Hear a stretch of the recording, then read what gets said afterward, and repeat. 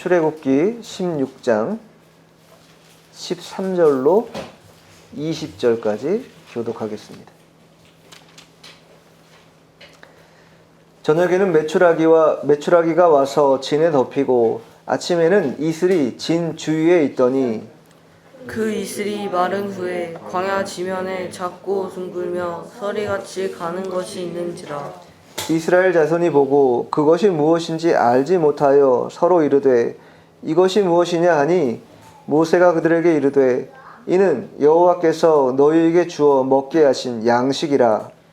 여호와께서 이같이 명령하시기를 너희 각 사람은 먹을 만큼만 이것을 거둘지니 곧 너희 사람 수요대로 건강하면 한 오매씩 거두되 각 사람이 그의 장막에 있는 자들을 위하여 거둘지니라 하셨느니라.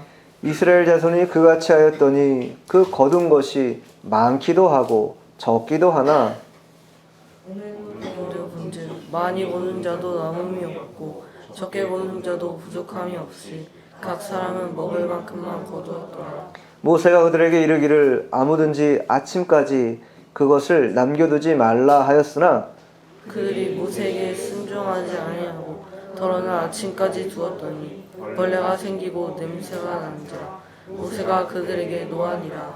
아멘. 오늘 말씀의 제목은 은혜의 양식이라는 제목으로 하나님의 말씀을 증거하도록 하겠습니다. 은혜라는 말은 일반적으로 우리가 세상에서 통용할 때에는 어떤 사람에 대해서 신세를 지거나 아니면 혜택을 받을 때, 그럴 때 우리가 그 사람에게 고맙게 여길 때 은혜 받았다 이런 말을 합니다. 근데 일반적으로 세상에서는 은혜라는 단어를 사용하지 잘 않죠. 은혜라는 말을 많이 사용하는 곳은 우리 기독교다 이렇게 말할 수 있죠.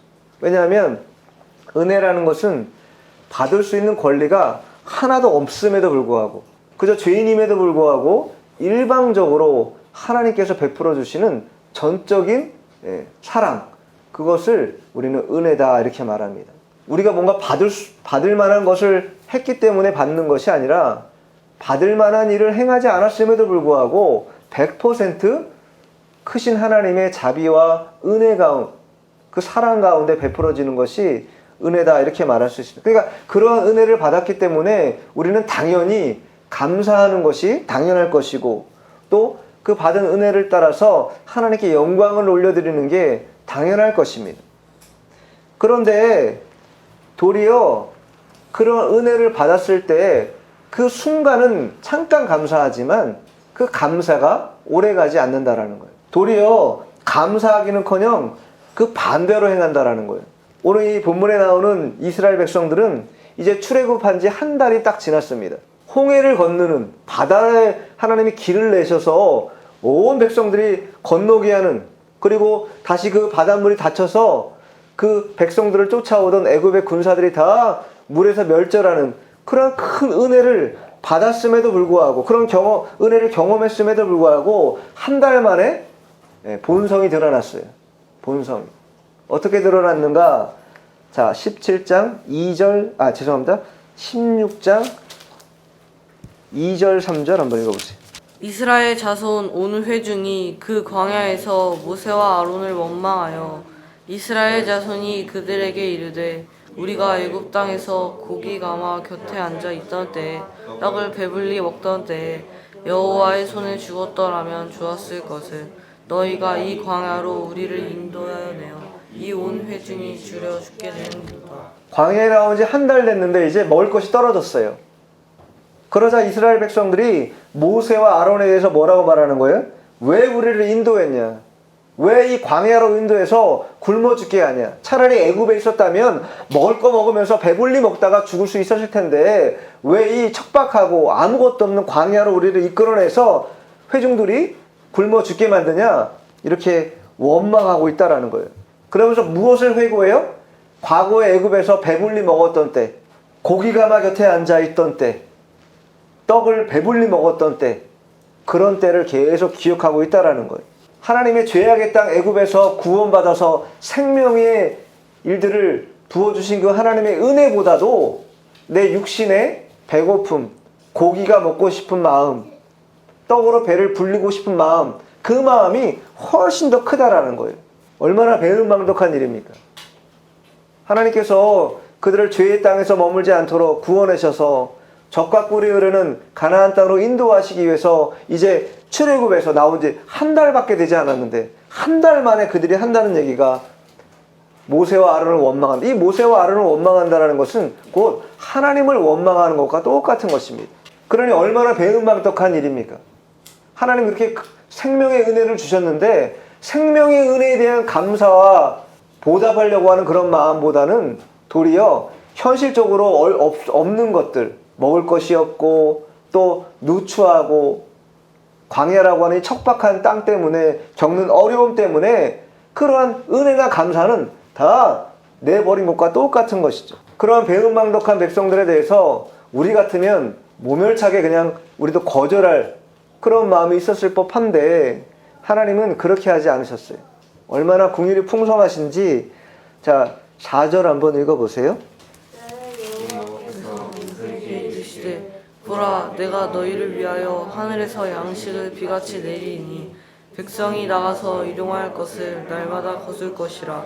이같이 하여 그들이 내 율법을 준행하나 아니하여 내가 실험하니라.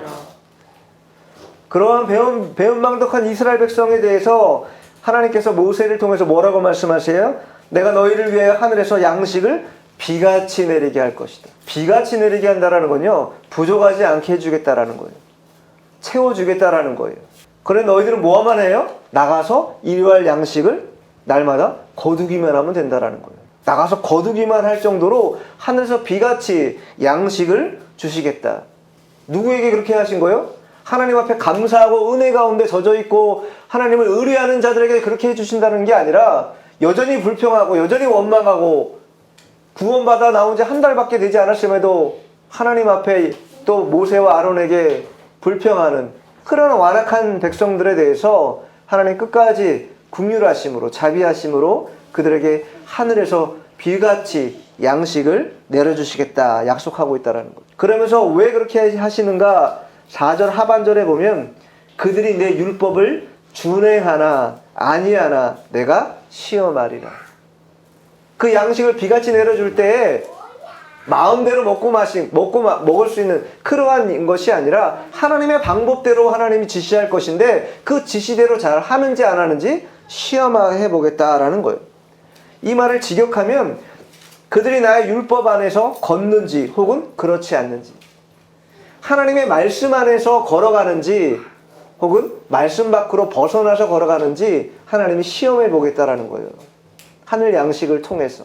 이러한 양식을 하나님이 비같이 내려주실 때 우리 본성을 잘 알고 계셔요. 우리 본성이 무엇입니까? 우리는요 다 우리가 원하는 방식으로 하고 싶어요. 하나님이 방식을 의뢰했음에도 불구하고 제시해 주셨음에도 불구하고 하나님의 방식을 원하지 않아요. 내 방식대로 하기를 원하고. 왜 내 방식대로 하기를 원해요? 욕심이 들어가기 때문에 그래요. 더 많은 것을 취하고 싶고 더 큰 것을 구하고 싶기 때문에 하나님의 말씀 안에서 행하고 싶지 않다라는 거예요. 인간적인 욕심으로 그것을 행하려 하는 그런 마음을 하나님이 아셨기 때문에 내 율법으로 준행하나 안 하나 하나님이 시험해 보겠다 이렇게 말씀하고 있는 것이, 우리는 이제 자신의 방법으로 해서도 안 되고 욕심으로 행해서도 안 됩니다. 그것이 아무리 좋은 기회, 찬스라고 할지라도 이건 뭐 누워서 떡 먹을 만큼 쉽고 편법을 쓰면 충분히 얻을 수 있는 그러한 것이라고 여겨서 그렇게 한다면 그것은요 결국 욕심으로 행하는 것이고 하나님의 방법과 절차를 따르는 게 아니라 내 방법대로 하는 것이 돼버리기 때문입니다. 우리 현대를 살아가는 우리들, 특별히 성도들은 이와 같이 하나님의 가르침대로 살 것인가, 즉 말씀대로 살 것인가, 아니면 인간의 본능적인 욕망 그거 따라가서 살 것인가.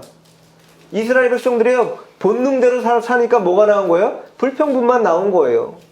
은혜가 그렇게 주어지고 하나님 앞에 감사할 만한 일들이 그렇게 많았음에도 불구하고 그거는 온데간데 없이 사라져버리고 그들에게 남은 건 뭐예요? 본능적인 욕망만 남았어요. 그러니까 불평하고 원망하는 거예요. 왜 나한테 안 주냐고 따져 묻는 것이죠. 오늘 본문을 통해서 우리는 하늘 양식을 누가 주시는가? 그 은혜의 양식을 누가 주시는가? 다시 한번 깊이 생각해 봐야 합니다. 거저 사람이 주는 것 같기도 하고 더러 우리 주변에 있는 그러한 일들이 주는 것 같지만 그렇지 않습니다. 모든 것은 하나님이 우리에게 공급해 주시는 것이다 라는 것을 다시 한번 우리의 마음으로 인정하고 믿어야 합니다.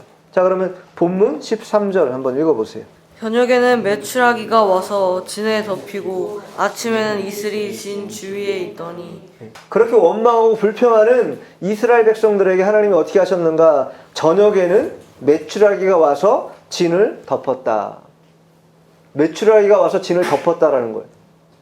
메추라기 아시죠, 여러분? 작은 새입니다. 작은 새. 이 새가 얼마나 많이 왔는지 온 땅을 덮을 만큼 많았다라는 거예요. 전승에 의하면 새가 너무 많아가지고 높이 날지도 않고 너무 많아가지고 아이들이요 막대기 가지고 때리면 그냥 뚝뚝뚝 떨어질 만큼 그 정도로 진을 덮을 만큼 새가 많았다, 메추라기가 많았다라는 거예요. 왜냐하면 그들이 고기 먹고 싶다고 해서 메추라기를 보내준 거거든요. 근데 그때 당시에 출애굽한 백성들의 인구가 몇 명입니까? 장정만 60만이에요. 그러면 대략 4인 가족 기준으로 한다고 하면 200만에서 250만 정도 됩니다. 250만의 사람들이 고기를 배불리 먹으려면 어떻게 해야 되겠어요? 얼마나 양이 많아야 되겠어요? 그러니까 이러한 일들은 새들이 그냥 떼지어서 그냥 왔다. 단순히 자연현상적으로 이렇게 나타나는 그러한 문제가 아니라는 거예요. 하나님의 특별하신 섭리 가운데 하나님이 이 현상을, 이 일들을 나타내 주셨다라는 거예요. 이스라엘 백성들이 고기 먹고 싶다고 하는 그 불평, 원망 때문에 하나님께서 그들이 고기를 충분히 먹도록 떡과 고기를 공급한 것이다. 그러니까 일반적인 자연현상이 아니라는 거예요. 엘리야도 어떻게 합니까? 엘리야가 줄이고 있을 때 하나님은 까마귀를 통해서 고기와 떡을 보내잖아요. 아침 저녁으로 까마귀를 통해서 먹을 것을 보낸다라는 거예요. 아니 그게 자연현상으로 가능한 일이겠어요? 까마귀라는 새는요, 요즘 우리나라도 까마귀가 많은데 제가 일본에 있을 때 우리 기숙사에 까마귀가 너무 많아요. 근데 그 베란다에 쓰레기 내놓잖아요? 그러면 10중 팔고 까마귀가 그 쓰레기 봉지를 다 까가지고 열어갖고 자기가 필요한 것만 딱 먹고 가요. 그만큼 꾀가 많다라고요. 그러니까 먹을 것에 대해서 집착하고 그것을 꼭 탐하는 그런 새가 까마귀라는 거예요. 그런 까마귀가 떡과 고기를 물어가지고 엘리야에게 갖다 준다는 게 말이 되냐고요. 자기가 먹어버리면 그게 본능적인 까마귀의 습성인데 먹어버리는 게 본능이지 어떻게 그걸 가지고 엘리야에게 갖다 주냐고요. 말이 안 되는 것이지. 하나님이 행하시면 까마귀를 통해서라도 하나님이 먹이시고 입히신다라는 거예요. 메추라기 통해서 하나님이 고기 먹고 싶다고 애원하는 불평하는 이스라엘 백성들에게 하나님이 충분히 먹게 해주신다. 충분히. 민수기 한번 찾아보세요. 민수기 11장 20절. 얼마나 먹이셨는가. 냄새도 싫어하기까지 한 달 동안 먹게 하시리니 이는 너희가 너희 중에 계시는 여호와를 멸시하고 그 앞에서 울며 이르기를 우리가 어찌하여 애굽에 나왔던가 함이라 하라. 얼마 동안 먹게 하셨어요? 한 달 동안 고기를 먹게 하셨다. 한 달 동안. 얼마나 먹었는지 냄새도 싫어할 때까지 먹이셨다라는 거예요. 고기 냄새 맡는 것도 아우 지겹다 할 정도로 한 달 내내 고기를 먹게 해주셨다라는 거예요. 왜요? 그들이 착하고 선하고 하나님 앞에 은혜와 감사를 알았기 때문에 그렇게 하신 거예요? 아니요. 그렇게 하지 않았음에도 도리어 그들은 하나님 앞에 불평하고 여호와를 멸시하고 울면서 우리가 어떻게 애굽에서 나왔는가? 왜 우리를 데리고 나왔는가? 이렇게 불평하고 원망할 그때에 하나님이 한 달 내내 고기를 먹게 해주셨다라는 거예요. 누가 주신 것인가? 하나님이 주신 것이에요. 하나님이. 고기를 한 달 동안 주셨다면 하늘에서 내려오는 만나, 이 하늘 양식은 얼마 동안 주셨는가? 우리가 잘 아는 것처럼 40년 동안 그것을 먹게 하시잖아요. 자, 본문 돌아와서 14, 15절 읽어보세요. 그 이슬이 마른 후에 광야 지면에 작고 둥글며 서리같이 가는 것이 있는지라 이스라엘 자손이 보고 그것이 무엇인지 알지 못하니 서로 이르되 이것이 무엇이냐 하니 모세가 그들에게 이르되 이는 여호와께서 너희에게 주어 먹게 하신 양식이라. 이슬이 마른 후에 광야 지면에 작고 둥글며 서리같이 가는 것이 있다. 그런데 그것을 이스라엘 자손들이 봤는데 처음 보았던 것 같아요. 무엇인지 알지 못해서 서로 물어보는 거예요. 뭐라고? 이것이 무엇이냐? 히브리어로 만후라고 하는데 무엇이냐 이런 뜻이에요. 만후. 그것을 이제 70인역으로 바꿀 때 만나라고 번역하게 되면서 이 하늘에서 내려온 이 양식을 우리가 만나다 이렇게 말합니다. 그러니까 만나라는 뜻이 뭐예요? 무엇이냐 이런 뜻이에요. 이게 뭐야 도대체? 이런 뜻이라는 거예요.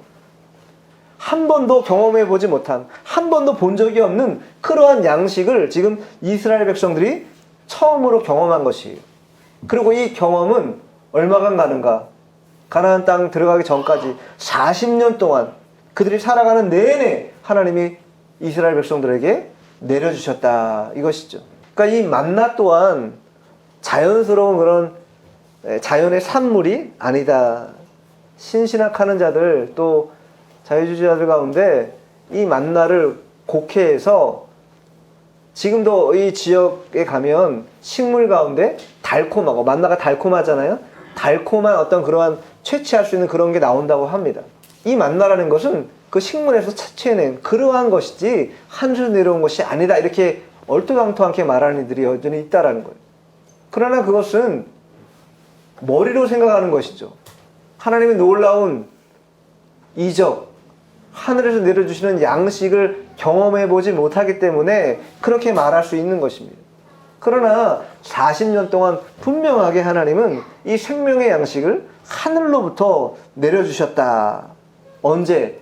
그들이 순종하든지 불순종하든지 또 그들이 그러한 순종과 불순종을 계속 반복하는 그런 엄중한 상황에서도 결코 끊어지지 않게 계속해서 멈추지 않게 내려주셨다라는 거예요. 우리의 노력이나 우리의 공로나 내가 하나님 앞에 선하게 행동했기 때문에 하나님이 만나를 하늘에서 내려주셨나요? 그런 게 아닙니다. 전적으로 하나님의 은혜라는 거예요. 은혜. 하나님의 은혜로 주신 양식이고 또 생명의 양식이었다. 이스라엘 백성들은 하나님이 주시는 은혜로만 생존할 수 있다. 그리고 덧붙여서 우리들도 하나님이 주시는 은혜 아니면 결코 자력으로는 생존할 수 없다라는 거예요. 우리는 흔히 우리 힘으로 살아갈 수 있고 우리 힘으로 능히 모든 것을 이룰 수 있다라고 말하지만 그러나 그것은요 너무나 어리석은 생각입니다. 광야 40년 동안 이스라엘 백성들을 먹이고 입히신 분은요 하나님이셨어요. 이 세상은 광야 같은 세상입니다. 성도들도 이 땅을 살아가지만 자력으로 살아가는 것 같지만 자력으로 살아가는 거 아니라는 것이 전적으로 이 광야 생활에서 살아남을 수 있는 것은 하나님의 은혜 아니면 살아남을 수 없다. 광야 40년 동안 하나님께서 의복이 헤어지지 않게 해주셨어요. 발이 부르트지 않도록 해주셨다라는 거예요.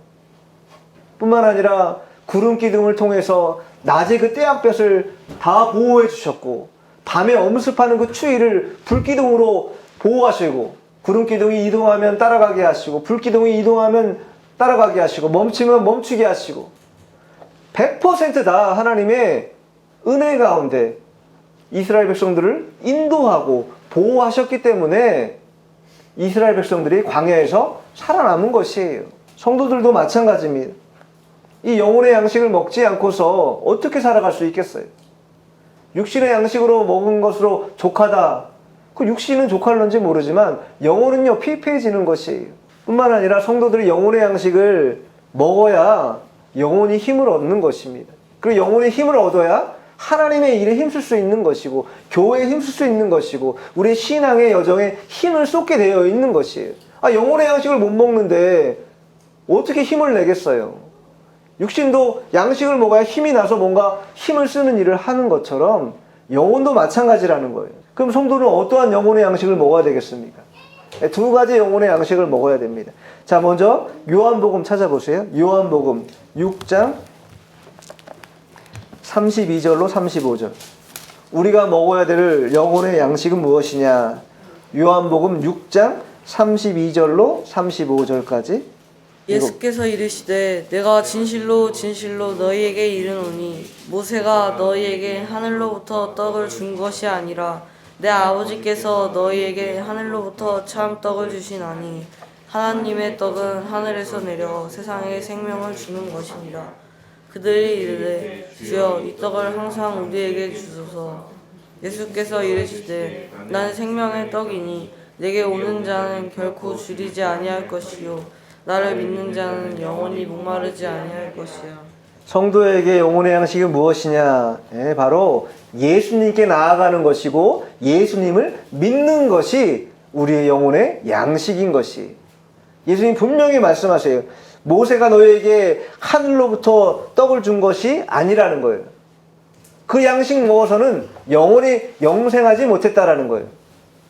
예수님이 바로 생명의 떡이 되시기 때문에 예수님께 나아오는 자, 예수님을 믿는 자들이 바로 영혼의 양식을 먹게 된다라는 거예요. 그것을 먹어야 영원한 생명을 누릴 뿐만 아니라 영혼의 힘을 얻을 수 있는 에너지를 보충하게 된다. 그러니까 성도에게 있어서 영혼의 양식은 예수님이다. 왜? 예수님은 생명의 떡이시기 때문에. 예수님 말씀하시죠. 내가 길이요 진리요 생명이다. 예수님만이 길이 되시고 참된 길이 되시고 예수님만이 참된 진리가 되시고 생명이 되신다는 거예요. 그러니 그분께 나오면, 그분께 나와서 먹고 마시면 그것으로 만족할 수 있다라는 것이, 생수가 내 심령 깊은 곳에서부터 흘러넘치게 되어 있다는 것입니다. 그러니 성도들은 이 영혼의 양식인 예수님께 나아가는 일을 주저하면 안 됩니다. 예배 나가는 걸, 예배 참여하는 거 주저할 것이 아니라 도리어 생명을 다해서라도 예배에 참여하려고 힘을 쏟아야 되겠죠. 하나님 말씀 듣는 일 열심을 다해야 되겠습니다. 기도하는 일, 우리 영혼의 이 고요함 가운데 하나님을 만나고 대화하는 그 시간을 귀하게 여길 수 있어야 된다는 거예요. 그래야 그 영혼의 양식을 먹고 힘을 내는 것입니다. 뿐만 아니라 예수님 뭐라고 말씀하셨어요? 마태복음 4장 4절에 사람이 떡으로만 살 것이 아니요 하나님의 입에서 나오는 모든 말씀으로 살 것이다, 이렇게 말씀하셨어요. 성도에게서 영혼의 양식은 무엇이냐? 하나님 말씀이라는 거예요. 말씀을 먹어야 영혼에 핍절함이 없고 더 힘을 내서 하나님의 일들을 감당할 수 있고 하나님의 의와 하나님의 뜻을 흔쾌히 즐거이 자발적으로 헌신하며 수종들 수 있는 것이, 내 심령이 억지로 한다, 하기 싫은데 막 진짜 억지로 한다, 그것은요 영혼의 양식을 지금 못 먹고 있다라는 거예요. 영혼의 양식을 못 먹으면 이스라엘 백성과 같이 뭐가 나와요? 감사나 은혜가 나오는 게 아니라 불평과 원망이 먼저 나온다라는 거예요. 현실은요 여러분들에게 언제나 감사나 은혜를 말하지 않을 것이에요.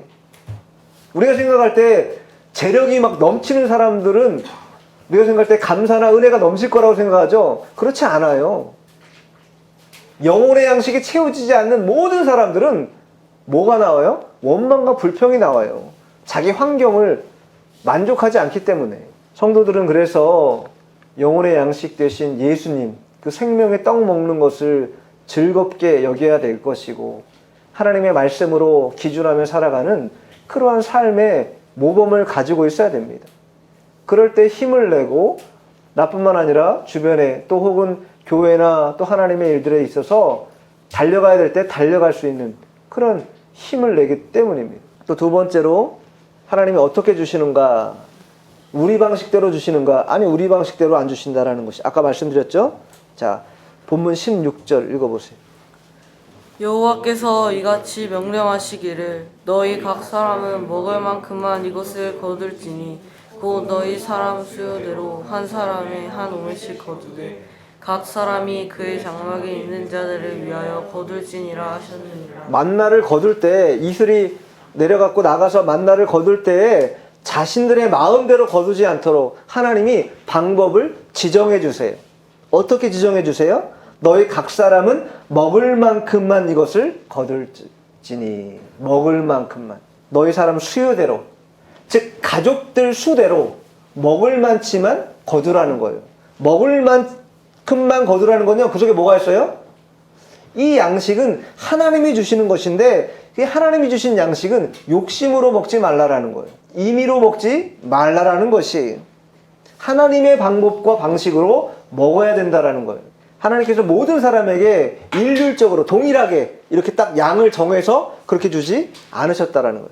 각자가 먹는 양이 있고 가족의 수도 다 다를 거 아니에요. 그렇기 때문에 그 수요를 따라서 적절하게 하나님께서 먹을 것을 공급해 주셨다.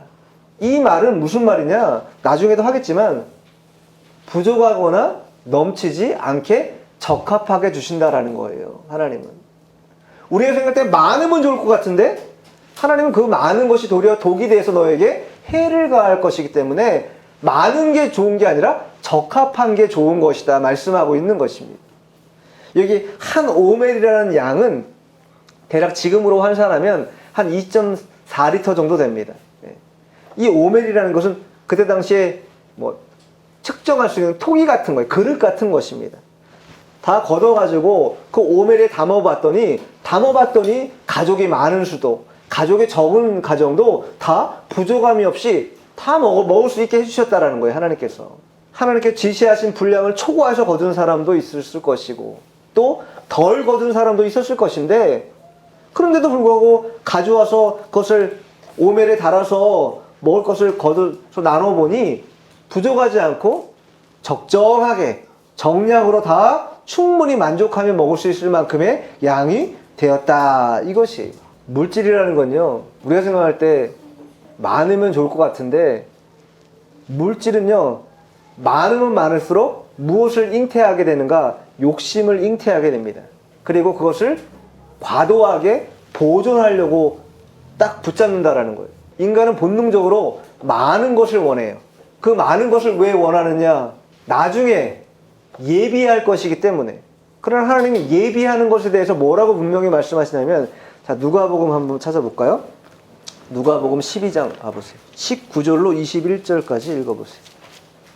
또 내가 내 영혼에게 이르되 영혼아 여러 해 쓸 물건을 많이 쌓아두었으니 평안히 쉬고 먹고 마시고 즐거워하자 하리라 하되 하나님은 이르시되 어리석은 자여 오늘 밤에 내 영혼을 도로 찾으리니 그러면 내 준비한 것이 누구의 것이 되겠느냐 하셨으니 자기를 위하여 재물을 쌓아두고 하나님께 대하여 부여하지 못한 자가 이와 같으리라. 한 부자가 열에 쓸 물건을 많이 쌓아뒀어요. 아, 이제 드디어 창고도 다 짓고 많이 쌓아뒀으니 이제 편안히 먹고 쉬고 그렇게 즐겁게 살아보자 이렇게 말하고 있다라는 거예요. 근데 하나님이 뭐라고 말씀하세요? 어리석은 자여 오늘 밤에 내 영혼을 도로 찾으리니 그러면 내가 준비한 것이 누구의 것이 되겠느냐? 많이 쌓아둔다고, 많이 모아둔다고, 많이 예비한다고 그것이 다 너의 것이 될 것 같냐? 그렇지 않다라는 거예요. 도리어 재물이라는 거, 자기를 위해 쌓아두면 쌓아둘수록 그것은 너 자신을 부유하게 할 것 같아도 너 자신을 부유하게 하는 게 아니라는 거예요. 도리어 가난하게 만드는 것이고 궁핍하게 만드는 것이고 하나님을 의지하지 않게 만드는 것이며 하나님을 신뢰하지 못하게 만드는 것이 된다. 그 밤에 하나님이 찾아와서 너 영혼을 걷어가면 어떻게 할 것이냐? 하나님 묻고 계신다라는 거예요. 그러니 넉넉한 거 원하고 준비되어 있으면 괜찮을 것 같다고 생각하는 그러한 우리의 의식은 위험할 수 있다라는 것이. 바울은 하나님께서 주신 이 하늘 양식의 원리를 이 고린도 교회 성도들에게 가르치면서 뭐라고 가르치냐면 고린도 후서 8장 14, 15절에 보면 이렇게 말해요. 이제 너희의 넉넉한 것으로 그들의 부족한 것을 보충함은 후에 그들의 넉넉한 것으로 너희의 부족한 것을 보충하여 균등하게 하려 함이라. 기록된 것 같이 많이 거둔 자도 남지 아니하였고 적게 거둔 자도 모자르지 아니하였느니라. 내가 지금 넉넉할 때 부족한 자들을 돌아봐서 그 부족함을 채워주면 인생이라는 게 너가 항상 넉넉할 게 아니기 때문에 너가 반드시 부족함이 있을 때가 있다라는 거예요. 그러면 그 부족함을 채워준 그 사람이 다시 너에게 너가 부족할 그때 자신이 가지고 있는 그 넉넉함으로 너에게 채워줌으로 인해서 균등하게 채워지게 될 것이다 말하고 있는 거예요. 많이 거둔 자도 남지 않고 적게 거둔 자도 모자라지 않은 이 적합하게 주시는 것이 하나님의 은혜다라는 거예요. 은혜다. 인간은요 적당한 것을 원치 않습니다. 특별히 재물 뭐 이런 것들은요 과도한 것을 좋아해요. 넘치면 좋을 줄 압니다. 그러나 넘치면요 그것이 도리어 우리에게 해악을 끼칠 수 있다라는 것을 우리는 분명히 알아야 됩니다. 뿐만 아니라 지금 많이 가지고 있다고 그게 영원합니까? 영원하지 않아요. 그리고 또 지금 없다고 해서 우리가 영원히 부족합니까? 영원히 부족하지 않아요. 많이 거둬도 남음이 없고 적게 거둬도 부족하지 않은 것이 하나님의 원리입니다. 성도들은 그러한 하나님의 원리를 따라서 하나님이 적합하게 주시는 것을 감사로, 은혜로 받고 그대로 살면 되는 것이, 자, 이와 같이 은혜의 양식이라는 것은 여호와 하나님께서 주시기 때문에 먹을 수 있는 것이고, 그 주심도 적합하게, 많아도 남지 않도록, 적어도 부족하지 않도록 하시는 적합하게 주시는 것이 하나님의 은혜이고, 마지막 세 번째는 뭐냐? 말씀대로 주시는데, 자, 본문 19절 읽어보세요. 모세가 그들에게 이르기를 어느날인지 아침까지 그것을 남겨두지 말라 하였으나. 남겨두지 말라. 여러분, 남겨둔다는 거 왜 남겨두는 거예요? 다음 날을 예비하는 거예요. 내일을 예비하기 위해서 남겨두는 거잖아요. 이거는 세상적인 그런 관점에서 보면 권장할 만한 그런 일이라고 볼 수도 있습니다. 그러나 성경은 좀 다르게 생각해요. 왜냐? 자, 누가복음 21장 34절. 너희는 스스로 조심하라. 그렇지 않으면 방탕함과 술 취함과 생활의 염려로 마음이 둔하여지고 뜻밭의 그날이 덕과 같이 너희에게 임하리라. 왜 하나님께서 예비하는 것에 대해서 과히 만족해하지 않으셨는가? 예비한다는 건 반대로 말하면 뭐냐면요, 생활에 대한 염려 때문에 예비하는 것이에요. 염려가 없으면 왜 예비하겠어요? 아침까지 남겨두지 말고 그날 거둬들인 만나는 그날 다 먹어야 되는 거예요. 소진해야 돼요. 이 얘기는 뭐냐면 내일 일에 대해서 염려하지 말라라는 거예요. 하나님을 의지하고 하나님을 믿으면 내일 일에 대해서, 내일 먹을 양식에 대해서 불안해하거나 염려하지 않아도 된다라는 것을 말씀한 것입니다. 그런데 사람들이 어떻게 했어요? 불안한 나머지 남겨뒀어요. 그랬더니 어떻게 됩니까? 벌레가 나고 냄새가 나서 결국은 못 먹고 버리게 됐다라는 거예요. 남겨둬서 예비해봐야 못 먹게 된다라는 거예요. 이 생활의 염려라는 것은 우리의 마음을 어떻게 몰아가는가? 하나님을 적극적으로 신뢰하지 못하게 만든다라는 거예요. 인간의 지혜를 사용해서 잘 예비해둬서 내일 먹으면 되겠다 생각하지만 그것은요, 어디까지나 어리석은 그러한 생각이라는 것이에요. 하나님은요, 살아계시기 때문에 그날 먹을 것, 그날 만족하게 적합하게 주시고 그 다음날 먹을 것은 그 다음날 또 아침에 이슬이 내릴 때 나가면 먹을 게 있다라는 것이에요. 이것을 믿어야 되는 것입니다. 이 하나님의 말씀대로 이 원리를 믿고 나아가야지 모아둔다고, 예비한다고 해결되는 게 아니라요. 도리어 해결되지 않고 어떻게 돼요? 자, 20절 읽어보세요. 본문 20절. 그들이 모세에게 순종하지 아니하고 덜어는 아침까지 두었더니 벌레가 생기고 냄새가 난지라. 모세가 그들에게 노하니라. 아침까지 더 봤더니, 아침에 그 다음날 아침에 먹어보려고 아침에까지 더 봤더니 벌레가 생기고 냄새가 났다. 결국 못 먹는 거가 됐다라는 거예요.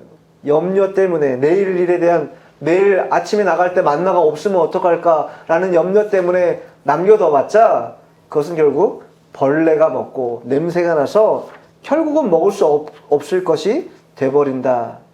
하나님을 신뢰하지 못하는 마음, 그것으로는 그러한 마음은 벌레 먹는 마음이고 냄새나는 마음이라는 거예요.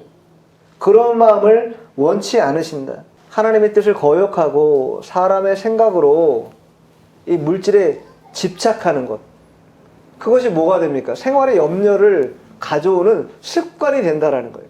물질에 집착하면 그 집착이 습관이 돼서 무엇을 그르치냐? 우리의 마음을 망가지게 한다라는 거예요.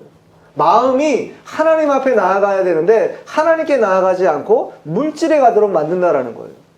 그래서 예수님 뭐라고 말씀하셨어요? 마태복음 6장 24절에 보면 한 사람이 두 주인을 섬기지 못할 것이니 혹 이를 미워하고 저를 사랑하거나 혹 이를 중히 여기고 저를 경히 여김이라. 너희가 하나님과 재물을 겸하여 섬기지 못하리라. 하나님과 재물을 겸하여 섬기지 못한다라는 거예요. 마음이라는 건 그렇게 찢어질 수 없다라는 거예요. 한쪽으로 흘러가게 돼 있다라는 거예요. 생활의 염려를 물질의 집착을 과도하게 하다 보면 마음이 하나님 앞에 흘러가지 않고 재물로 흘러가게 되기 때문에 하나님은 두 가지 가운데 양자택일을 하라고 말씀하시는 거예요. 하나님을 선택하면 다음날 아침이 되면 무엇이 내린다는 거예요? 하늘에서 하늘 양식이 내리게 해주신다라는 거예요. 근데 두려운 나머지, 불안한 나머지, 염려가 있는 나머지 그 말씀을 따라 순종하지 못하고 불순종하면 결국 벌레 먹고 냄새나서 못 먹게 되고 마는 것입니다. 이 만나와 메추라기는 이스라엘 백성들에게 이 척박한 광야에서 생명을 유지할 수 있는 가장 중요한 생명의 떡이 되었습니다.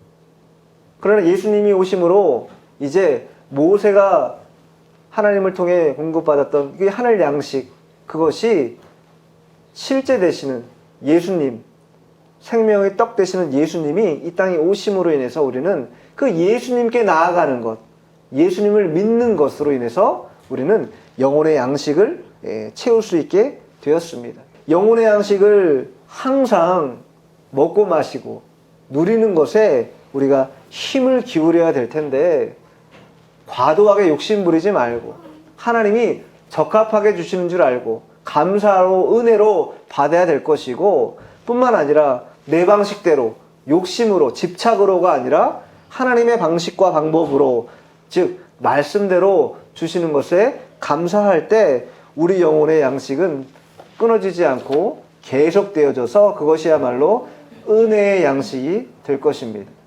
우리 모두가 다 한 주간 육신의 양식을 위해 살아가는 것이 아니라 하나님이 주시는 은혜의 양식을 바라보고 또 먹는 것에 집중하는 그런 한 주간 되어야 될 것입니다. 기도하겠습니다.